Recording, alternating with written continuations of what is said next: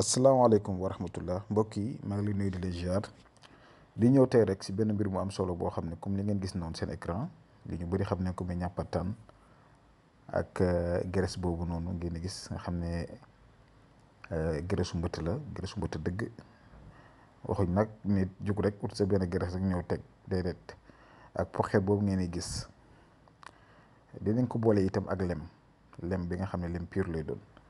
su ngeen gisee mu ñëw tey di waxtaane yéen ci secret bi mooy àddina tànk yaa ngi dox rek di gis di jàng itam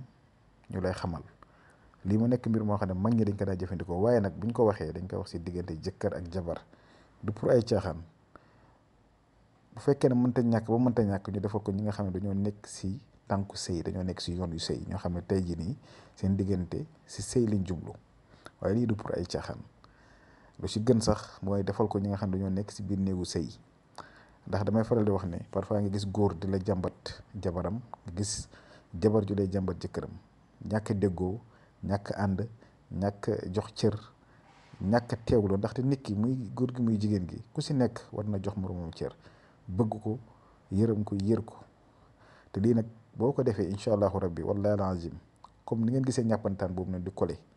nit ki dana la kole dina la bëgg dina la respecté dina la jox sa cër dina la teg sa place muy ko góor ki muy ko jigéen ki te yéen ñaar ñëppay bëggante amul di ko def ba pare di noot nit ki sa bopp ba pare di ko chantage wala di ko foyee loolu boo ko defee bakkaar nga si jëlee lii dañ koy def pour dimbalanteeg yéen ndaxte boo xoolee tey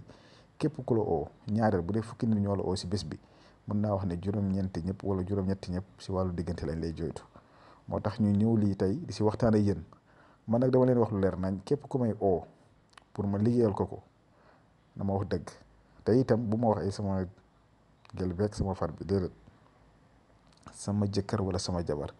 su ko defee ñu jaamu si yàlla ñu liggéey leen ko waaye na ànd ak dëgg tam nit ki wax ñu dëgg ndaxte da ngay gis ñoo xam ne seen sëy day dama di affecté xale yi sax parce que jëkkër ak jabar dañoo war a nekk di sëy ba pare di kaf di ree dina si jàmm xale yi mën a dund si amour maanaam intelligence mën a jàng mën a réussir waaye xale boo xam ne dafa judd si fitna màgg si fitna gis ay waajuram yi di xuloo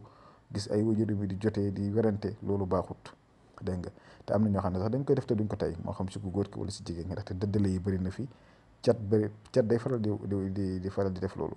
waaw cat bët wala yenn mbir yi day faral di def yooyu waaye da ngeen góorgóorlu rek di ñaandu si seen diggante yi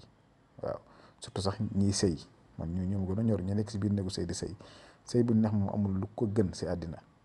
xewal dana si wàcc yërmaane yàlla dana si wàcc teraanga dana si wàcc ak toofe kenn képp ku ko soxla rek si dëgg te mu ñàkk nekk caaxaan incha allahu rabbi te mu nekk sa jabar wala sa jëkkër mu nga ñëwoo si numéro incha allah asalaamaaleykum wa rahmatullah